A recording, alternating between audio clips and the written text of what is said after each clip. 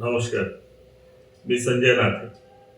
आमच्या नाथे पब्लिकेशन लिमिटेडने एक 1+1 11 हे एक पुस्तक काढलं. त्या पुस्तकाची कथा एक अत्यंत रंजक आहे की प्रत्येकाची एक वेगळी परिस्थिती असते. पण अतुल वासुदेव जे याचे लेखक आहेत, यांनी हे अशा परिस्थितीत पुस्तक लिहिलं की ज्याची आपल्याला साध्या सामान्य माणसाला कल्पनाही करवत येते. तर अतुल वासुदेव हे मूळचे चंद्रपूरचे. 14-15 वर्षाचे असताना त्यांचं दृष्टी गेली. 90% दृष्टी त्यांची गेली आहे. त्यांना रस्त्यानं चालताना किंवा आपलं हे आपण बोलतो आहे किंवा समोर कोणी माणूस उभा आहे किंवा लेडीज उभी आहे हे त्यांना कळत नाही. असं असतानाही त्यांनी 12वी आणि पुढचं शिक्षण म्हणजे इंजिनिअरिंग केलं. तर आता एखादा दृष्टीहीन व्यक्ती इंजिनिअरिंग करू शकतो हेही एक आश्चर्याची बाब आहे.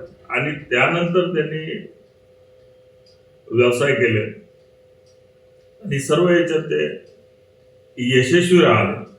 पण एक टॅलेंटेड माणसाचं एक वैशिष्ट्य असं असतं की तो प्रचंड कॉन्फिडन्स मध्ये असतो.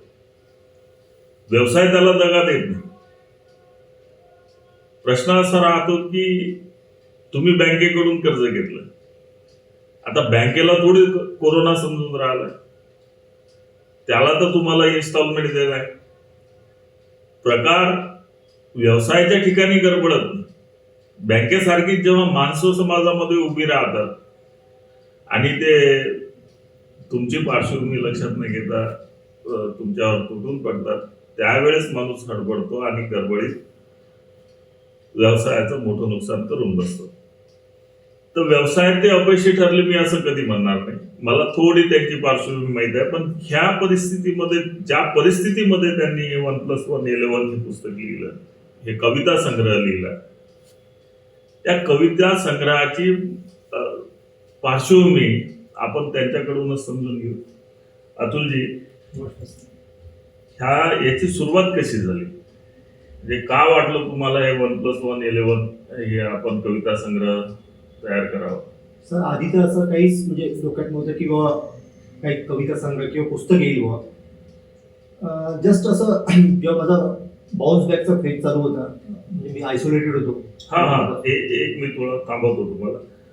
मला ह्या बाउन्स बॅक बद्दल पहिले सुरुवातीला आपली थोडक्यात माहिती सांगा की सुरुवात तुम्ही कुठून केली, आपल्या हे नजर तेव्हापासून कमजोर व्हायला लागली? वयाच्या 15व्या वर्षी ऍक्च्युली सर रेटिनायटिस पिगमेंटोसा म्हणून एक आजार आहे. अच्छा. आणि तो असा आजार आहे की 6 लाख लोकांत एकाला होतो. आणि वयाच्या 15व्या वर्षी जेव्हा मी 10वीत एंट्री केली त्याच वेळेस तो म्हणजे ब्लॅकबोर्डवरचं दिसणं माझं कमी झालं. मी ते चेक करायला गेलो तर तेव्हा कळलं की याचं कुठंच हे नाही, म्हणजे याची मेडिकल रेमेडी सर आम्ही US पर्यंत कन्सल्ट केला पण ते कुठंच नाही आहे. आणि त्यांनी सांगितलं होतं की वयाच्या 40 वर्षापर्यंत तुझी पूर्ण दृष्टी जाईल हळूहळू. तर मग मी म्हणजे हताश होऊन गेलो सर त्यावेळेस की बा याचं काहीच सोल्युशन नाही आहे, मी पूर्ण ब्लाइंड होईल बा. 2 वर्ष मी कोणासोबत बोललोच नाही किंवा म्हणजे तो एकदम कोवळ्या मनावर झालेला आघात होता. आणि मग 2 वर्षात त्या याच्यात मी थोडंसं तुकडोजी महाराजांच्या गुरुदेव मंडळात गेलो. तिथून मला थोडंसं स्फुरण मिळालं सर. तर ठीक आहे, मग आधी जर लोक जन्म घेतला नसता आजार लोकांनी तर मला हक्क होता माझ्यासोबत असं का झालं बघ. पण तिथून मला कधी वाटलं नाही माझं याचं शल्य कधी वाटलं नाही. मग मी मेकॅनिकल इंजिनिअरिंग डिप्लोमा केला सर. हे इम्पॉसिबल होतं डॉक्टरच्या हिशोबाने. मग त्याच्यानंतर मी बिईंग लिटरेचर केलं. आणि असं करता करता मी ऍक्च्युली ह्या प्रॉब्लेममुळे नोकरी तर करू शकत नव्हतो, कारण की माझं टेक्निकल एज्युकेशन मध्ये मला ते सस्टेनच नव्हतं करू शकत. मग मी व्यवसायात पडलो सर. माझं कम्युनिकेशन पहिले आधीपासून चांगलं होतं, तसं माझा भाषेवर कमांड चांगली असल्यामुळे ते कम्युनिकेशनचा यूज मी सेल्स अँड मार्केटिंगसाठी केला. प्लॉट्स विकले, रिअल इस्टेट फील्डमध्ये आलो. आणि बऱ्यापैकी म्हणजे 2007 ते 2011 असा पिरियड होता की सर मी हात लावला तिथे सोनं होऊन जाईल, मातीला हात लावला, असा तो फेज मी पाहिला. आणि एका खूप मोठ्या उच्चांकावरही गेलो. म्हणजे झिरोतून सुरुवात केली, झिरो म्हणून मायनस मधून सुरुवात केली होती. डोळे नसताना, म्हणजे कोणाचाही आधार नसताना आणि आपली घरची पार्श्वभूमी नसताना तुम्ही ते शून्यातून आपलं स्वतःचा विश्व उभं केलं. हो सर, आधी म्हणजे असं काही वडिला पार्टीत काहीच नव्हतं सर. मी पॉपकॉर्न वगैरे विकून माझं शिक्षण घेतलेलं आहे. आणि त्याच्यानंतर मग हे माझ्या घरचा मी बॅकबोन होतो आणि माझा डोळ्याचा आधार आल्यामुळे सगळे हाताळे झाले होते. पण नंतर मी म्हटलं पुन्हा काहीतरी करू बा आणि मग बऱ्यापैकी म्हणजे व्यवसायात मला खूप मोठ्या लेवलवर मी यश मिळवलं. पण काही होतं सर म्हणजे आपण म्हणजे या कवितेची सुरुवात तुम्हाला कुठे झाली? आपण काय करू की जीवनाचा एक बराच मोठा तुमचा हो. स्पॅन दिसतोय की तुम्ही व्यवसायातही यशस्वी कसे झाले हे जाणून घेणं मोठं रोचक ठरत आणि त्याच्यानंतर तो बाउन्स बॅक जो शब्द तुम्ही वापरला आहे तर हा नेमका काय आहे ते आपण नंतर जाणून घेऊ. पण एक पूर्वी आपण एक हे पाहू की हा जो कविता संग्रह येस सर. मी हा वाचलाय, माझ्या मुलानं वाचलाय आणि अनेकांच्या याच्यात मी प्रतिक्रिया पाहिलेल्या आहेत. अत्यंत मोटिवेटेड आहे आणि कोणीही वाचला तरी त्याला त्याच्यापासून मोटिवेशन मिळते. यात जे आपण कॅरेक्टर घेतले हो सर. तेच का निवडले सर, याची थोडक्यात माहिती. म्हणजे हे पुस्तक जेव्हा चालू झालं एक एक कल्पना मला येत गेली. म्हणजे जसं मी पहिले पोएट्री लिहिली द विनर फर्स्ट पोएट्री असं हा. द विनर अशी झाली की बा प्रश्न विचार म्हणजे माझ्याकडे पाहण्याचा लोकांचा दृष्टिकोन बदलला. जेव्हा मी अपयशी ठरलो व्यवसायात आणि माझ्यावर कर्ज झालं त्यावेळेस माझ्याकडे पाहण्याचा दृष्टिकोन हा फेल्युअर म्हणजे स्वतःला मोटिवेट करण्यासाठी. येस म्हणजे हे सेल्फ टॉकच होतं आणि फेल्युअर पण माझं असं म्हणणं होतं की बा अपयशी माणूस होऊ शकतो.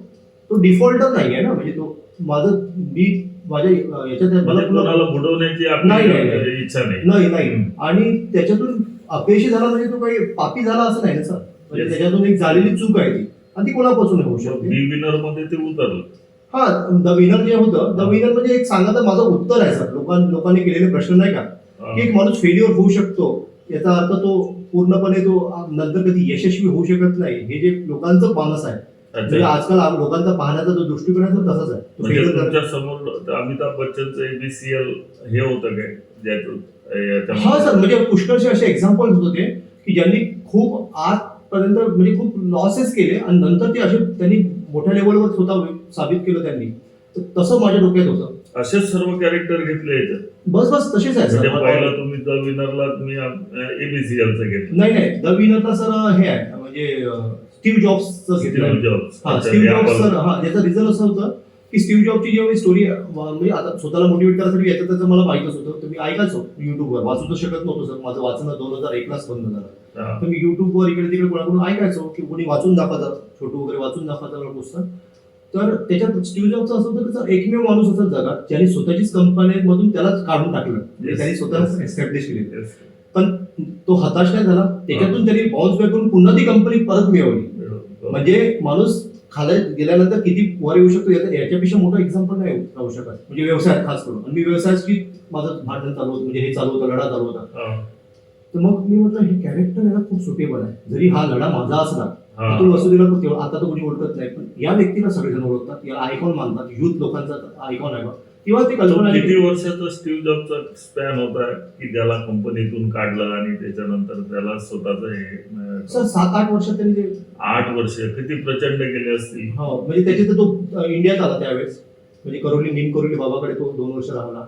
हो ते गंगाच्या किनारपट्टीवर ते बरेच फिरले म्हणते. म्हणजे दाढी वगैरे बिलकुल, वाढवली. काय विचित्र परिस्थिती होती की माणसाला तुम्हाला जंगलात जावं असं वाटलं. बरोबर. या जे समाज आहे आजूबाजूचे लोक आहेत त्यांना सोडून एकांतात राहावं असं वाटत असेल तर काय परिस्थिती असेल अपेक्षा असलेल्या माणसाची. बस सर त्याच टाईपची मी एक परिस्थिती मी पण भोगली.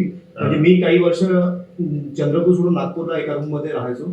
तर त्यावेळेस मग ते मला तिथून आली ही कविता. मग ही कविता मी ऍक्च्युली याचं डोंट क्विट म्हणून एक कविता आहे खूप जबरदस्त.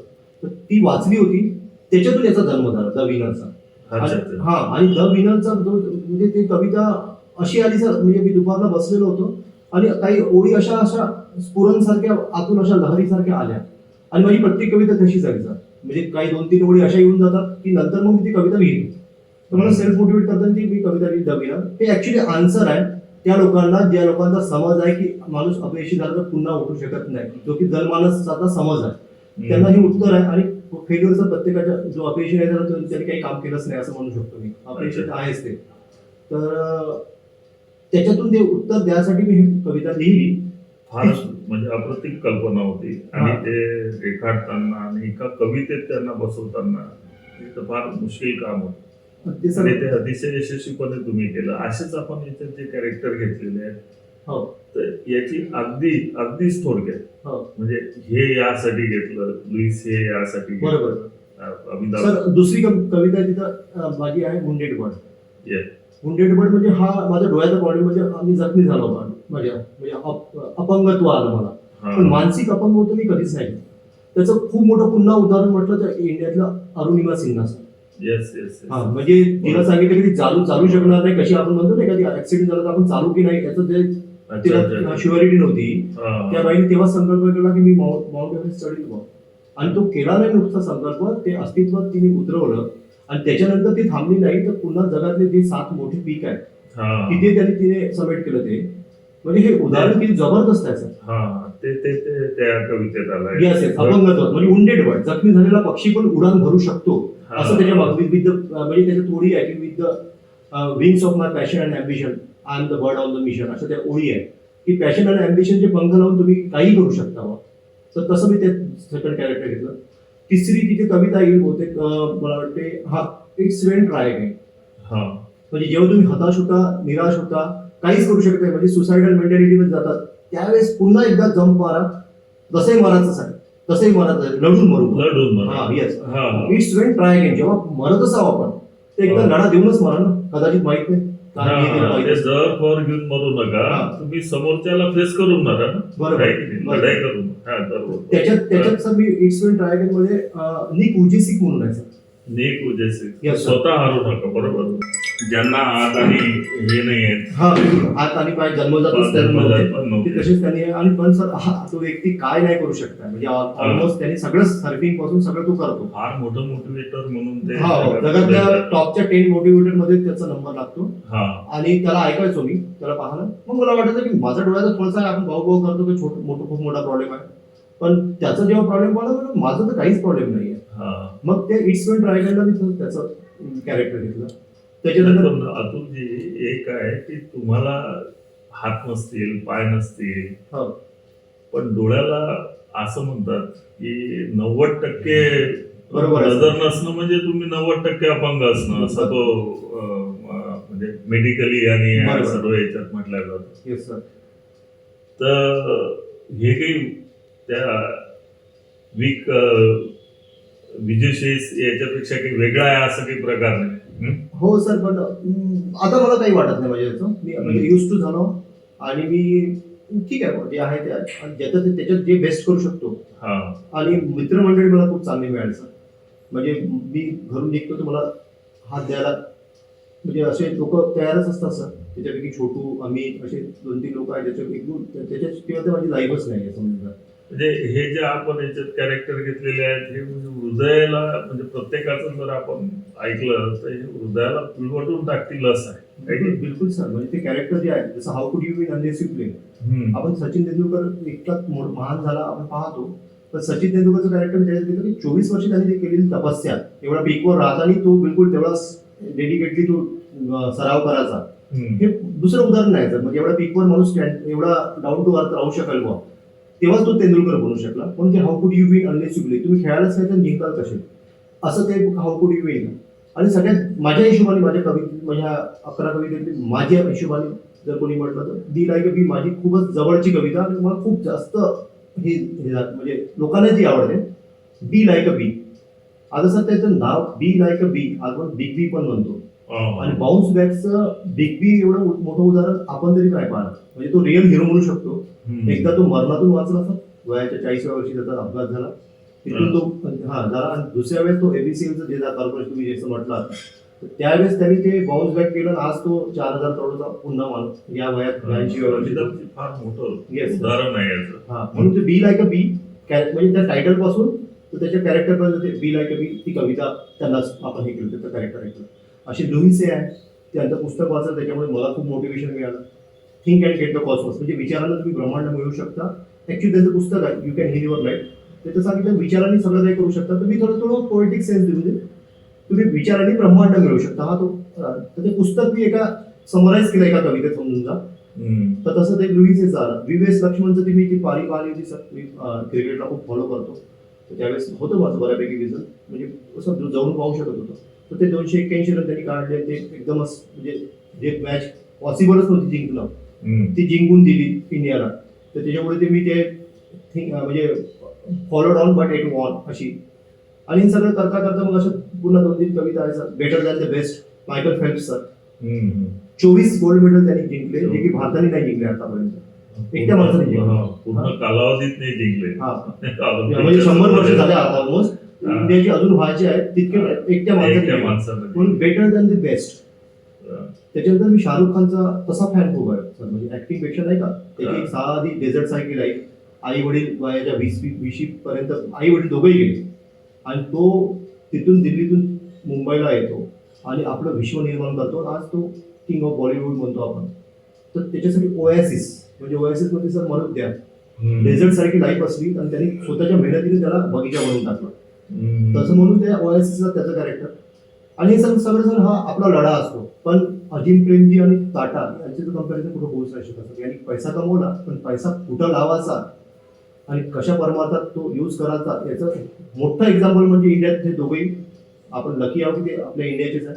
अजिम प्रेमजी आणि हे यांना बिईंग ह्युमन म्हणजे बिईंग ह्युमन तुमचं सोसायटीकडे काय असलं पाहिजे. पैसा कमवणं प्रत्येक जण मरणार आहे शेवटी. तो पैसा वर तर घेऊ जाणार नाही. तर तो चांगल्या कामासाठी लावू शकतो बा. याचं हे 2 खूप मोठे एक्झाम्पल आहे. म्हणून आखरी कविता एकादशी कविता म्हणतो की त्याला बिईंग ह्युमन. की 10 कवितानंतर 11वी कविता अशी आहे की सर माणसाने माणसासोबत कसं वागायचं. तुमचा पैसा स्वतःचा म्हणजे त्याच्यात टाकला की बा जर एकच लेसन जर आपल्याला शिकायचं असेल तर तो असा असला पाहिजे की तुम्ही पैसे कमवल्यानंतर दुसऱ्याला पैसे कमवायला शिकवलं पाहिजे किंवा जास्त पैसे असेल तर गरिबांना मदत केली पाहिजे. हे मी त्याच्यात टाकलं आहे सर. असे ते 11 कविताचं संकलन झालं 1+ आणि मी प्रचंड उत्साहवर्धक आहे आणि प्रत्येकाला प्रत्येकानं वाचावं असा हा कविता संग्रह. मला एक सांगा, म्हणजे आता हे सर्व गोष्टी मोटिवेशनल आणि या सर्व तुम्हाला व्हिडिओ फेसबुक अनेक टूल्स आता याच्यामध्ये आलेले आहेत. आणि जेव्हा ज्याला वेळ सापडला तो आपलं ते हे घेत असतो. कोणाला पुस्तकं वाचण्याची आवड नाही. अशा याच्यात नेमकं पुस्तक वाचणं आणि ते ऐकणं याच्यामध्ये काय फरक वाटतो तुम्हाला? सर माझं असं झालं की अकॅडमिक संपलं आणि माझी दृष्टी चालली गेली. हा नाही, पण तुम्हाला हे आता तुम्ही ऐकत राहता तर तुम्हाला हे मुलांच्या बाबतीत काय त्यांनी हे पुस्तक आता मी स्वतः पुस्तक वाचतो आणि ते मोटिवेशनल स्टोरी पाहतो तेव्हा लोकांना म्हणजे मी मुलांना ऍड्रेस करतो. आमचं एक साप्ताहिक आहे रोजगार नोकरी संदर्भ, त्याच्यातून ऍड्रेस करतो की अरे बाबा तिथे त्याच्यापेक्षा पुस्तकामध्ये चांगल्या पद्धतीने लक्षात राहते. त्याचे एक सायकोलॉजिकल वेगवेगळे कारण देतो. आता हा कविता संग्रह मी तुमच्या तोंडून त्याच्या आधी ऐकला होता, म्हणजे जेव्हा तुम्ही प्रिंटिंगच्या वेळेस आले आणि मी प्रत्यक्ष वाचला तेव्हा मात्र कमालीचा फरक वाटला. तरी आपण इथे हे 11ही कविता संग्रह एका पार्टमध्ये पुढं पाहू. हा जबरदस्त आहे. म्हणजे टॉपला असलेला एखादा व्यक्ती जेव्हा अगदी जमिनीवर येतो, जमिनीवर कशाला जमिनीच्या आत घुसतो आणि पुन्हा एखाद्या बी जसं उगवावं तसं तो जमिनीतून बाहेर निघतो आणि मोठं वटवृक्ष तयार करतो. ही काही साधी गोष्ट नाही. आणि प्रत्येकाची ती स्टोरी आहे. 11 अशा स्टोऱ्या आहेत तशा ऐकणं आणि तुम्हाला त्याचा कोणता फायदा झाला तुमच्या ह्या आजपर्यंतच्या वाटचालीमध्ये. म्हणजे तुम्ही टॉपला होते बरोबर, त्याच्यानंतर मग आपल्या व्यवसायामध्ये काही घसरण झाली, तर याचा कसा फायदा झाला हे पाहणं खरंच अतिशय उत्साहवर्धक आहे. तर आपण एक म्हणजे असे 11 पार्ट तयार करू आणि 11 कविता त्याच्यामध्ये पाहू. आजच्या एपिसोडमध्ये बस एवढंच की याची पार्श्वभूमी हे जे आहे, हा जो याचं कव्हर पेज आहे, हे जे डोळे आहेत हे त्यांचे आहेत, अतुलजीचे डोळे आहेत. आणि ही कल्पनाही त्यांचीच आहे की जे 1+1=11 कल्पनाही त्यांची आहे. त्याची पार्श्वभूमी ते नेमकं त्यांना कसं नाव सुचलं आणि कशा पद्धतीनं त्यांनी याची सुरुवात केली. आणि हा मागचा स्केच केलेला फोटो हा त्यांचाच आहे. मी शेवट, या एपिसोडचा शेवट करण्यासाठी अतुलजींना सांगेल की सर्वात शेवटी पुस्तकाच्या बॅक पेजला डोंट लेट युअर आईज हा. हे हे ज्या तुम्ही 3 ओळी टाकलेल्या आहेत, हो सर. बस ह्या आम्हाला सांगाल आणि त्याचा अर्थही समजून सांगा. ते आपण सर त्या 3 ओळीमध्ये माझं पुस्तक आहे. म्हणजे त्या 3 ओळीमध्ये एक हायकूचा एक प्रकार आहे सर, तो जपानीज कवितेचा. 3 ओळीमध्ये आपण जसं चारोळ्यामध्ये पुष्कळ काय अर्थ सांगतो, तसंच त्या 3 ओळी अचानक आल्या. Don't let your eyes to get wet to see this sunset. Don't let your eyes to get wet to see this sunset. Before the death don't you die. Let this night to go by and be wise to again open your eyes to welcome the new sunrise. Tomorrow never dies. Actually याच्यात मागचं असं आहे की जो येतो आपल्याकडे तो face पाहून तुम्ही, म्हणजे मी आधीच म्हटलं ना, तसंही मरणार समजा, मग लढून हे करा ना. मरणाच्या आधी कशाला मारता? आणि आजकाल समाज तसाच आहे सर, मरणाच्या आधीच मरत आहे. म्हणजे आपण जगत कमी आणि मरत जास्त.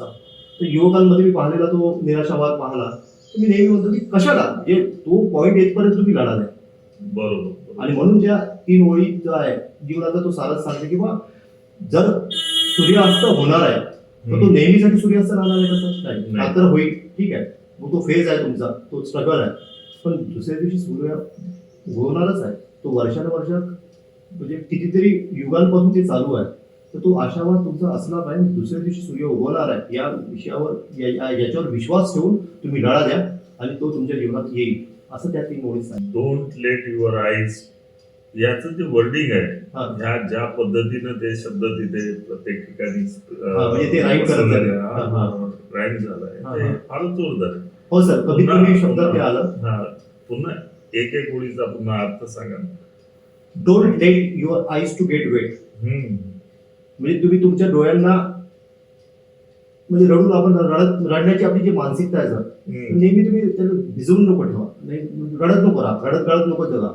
तर don't let your eyes to get wet to see this sunset. ठीक आहे, आज जसं माझ्या जीवनात आला हा सनसेट, म्हणजे आज मी पडलो, तर सनसेटचा अर्थ असा की आलेला तो स्ट्रगल माझ्या जीवनात, तर त्याच्यासाठी मी रडत बसणं हे एक माझं राहू शकते, या पद्धतीने जगू शकतो. मी म्हणतो की तसं नको जगा. मग दुसऱ्या वेळी सांगतो sir, before the death don't you die. म्हणजे मरण्याच्या आधी नको मरा ना. Let this night to go by. म्हणजे आता झाला आहे सूर्यास्त, म्हणजे रात्र आली, म्हणजे तो स्ट्रगल आहे तो जाईलच. म्हणजे जब अच्छे दिन नाही रहे तो बुरे दिन नाही रहेंगे असं म्हणतात ना. तर हा पण फेज जाईलच आणि तो जातोच ना सर. म्हणजे आपल्याला माहितीच आहे रात्र जाणारच आहे. आणि बी वाईज, म्हणजे मूर्ख नकोपणा, म्हणजे हे करणं म्हणजे मूर्खपणा नाही ना. असं जर तुम्ही कराल, मरण्याच्या आधी मराल किंवा लढत न देता आहे, तर त्या मूर्खपणा करू नका. Be wise to again open your eyes to welcome the new sunrise. म्हणजे तो दुसऱ्या दिवशी जो सूर्य उगवणार आहे त्यासाठी तुम्ही तयार करा. तुम्हाला काय माहिती, तुमच्यासाठी अजून काही मोठी ऑपॉर्च्युनिटी घेऊन येत असेल तो. आणि ते करताना ते सर ते राईम्स जे म्हणता तुम्ही ते अचानक आले. म्हणजे ते कधी कधीच कविते ते साधता येतात, ते अचानक माझ्याकडे आले. असे काही ओळी कधी कधी बनतात सर कवितेत, तर त्या बनून गेल्या. आणि म्हणून मी बॅक पेजला नाही असं सर्व पुस्तक, म्हणजे तुम्ही जसं आता आपण आता प्रेक्षकांना बरं हे तुम्ही सांगाल, हे सर्वच ठिकाणी आलेलं. बरोबर. एकदा तुम्ही ते हाती घेतलं तर तुम्ही जे सुरुवातीला म्हटलं ओशन ऑफ इन्स्पिरेशन, आताच्या घडीला असं आहे की मुलांमध्ये, तरुणांमध्ये मोठ्या प्रमाणात निराशा दिसते.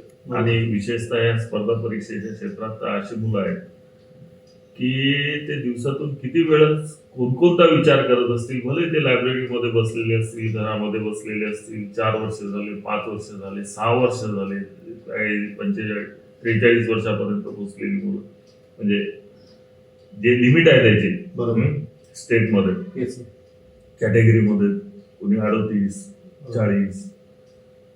म्हणजे तो जेव्हा आपल्या स्वतःच्या जीवनावर नजर टाकते तर आपलं भविष्य काय, समजा हे झालं नाही तर काय, ते याचा जेव्हा विचार करतो, अशा मुलांसाठी तर प्रचंड इन्स्पायर करेल अशा पद्धतीचा. हो, मी तर त्यांना आवडतं. हे माझं पुस्तक आहे म्हणून नाही, एकदा वाचलं कसं लकीली म्हणू शकतो मी. आता हा शब्द लकीली, पहिले मी अनलकीली म्हणायचो, पण लकीली माझ्या जीवनात सगळ्याच टाईपचे, म्हणजे फायनान्शियल, पर्सनल, फिजिकल सगळे चॅलेंजेस आले. आणि ते चॅलेंजेस एका जीवनात एका माणसाच्या येणं म्हणजे खरंच ते सुदैवाची गोष्ट म्हणू शकतो, कारण मला सगळे पाहायला भेटते ते ऍस्पेक्ट. आणि त्या सगळ्या ऍस्पेक्टला कव्हर करायसाठी ह्या पोएट्री निघल्या आहेत. म्हणजे जो कोणी वाचल तो कुठं ना कुठं कव्हर होऊन जाईल सर. म्हणजे त्याच्यासाठी तो आशावाद बिलकुल कोणती ना कोणती पोएट्री त्याला एक नवीन काहीतरी स्फुरण देऊन जाईल. म्हणून वाचण्यासाठी म्हणजे युवकांसाठी तर मी म्हटलं की माझ्या हातून निघालं आहे, पण ते वरच्यांचीच काहीतरी जे नियतीने घडवून आणलं असं हे पुस्तक प्रत्येकापर्यंत पोहोचलं पाहिजे असं माझं हे आहे. Very good. फारच म्हणजे पहा, त्यांनी सांगितलं की जीवनात फक्त आर्थिक चॅलेंज येणं किंवा एखादं करिअरच्या बाबतीत चॅलेंज येणं हे आपण समजू शकतो. तर अतुलजी म्हणतात की माझ्या जीवनात सर्व चॅलेंजेस आले, फिजिकल आले, इकॉनॉमिकल आले, फॅमिलियर आले, सर्वच बाजूने आल्या, आणि तरी मी सुदैव. एक क्रिस प्रेंटिसचं झेलवर लिहिलेलं एक पुस्तक आहे, आनंदी राहण्याची कला. आणि ते म्हणतात की प्रत्येक क्षणाला प्रत्येक घटना, जे काही घटना घडते ती कितीही वाईटातली वाईट असो, ही चांगल्यासाठीच घडते. आणि त्यांच्या याच्या दुर्दैवानं हा सट्ट निघाला नाही, सुदैवानं हा निघाला. तर नेमकं सुदैव म्हणजे ह्या जे चॅलेंजेस येतात याला कसं फेस करायचं, आणि ह्या कविता संग्रहात हे चॅलेंजेस फेस करण्यासाठी त्यांना काय मोटिवेशन मिळालं आणि तुम्हाला किती मोठ्या प्रमाणात याच्यातून फायदा होऊ शकतो हे आपण पुढच्या एपिसोडला बघू. धन्यवाद. नमस्कार.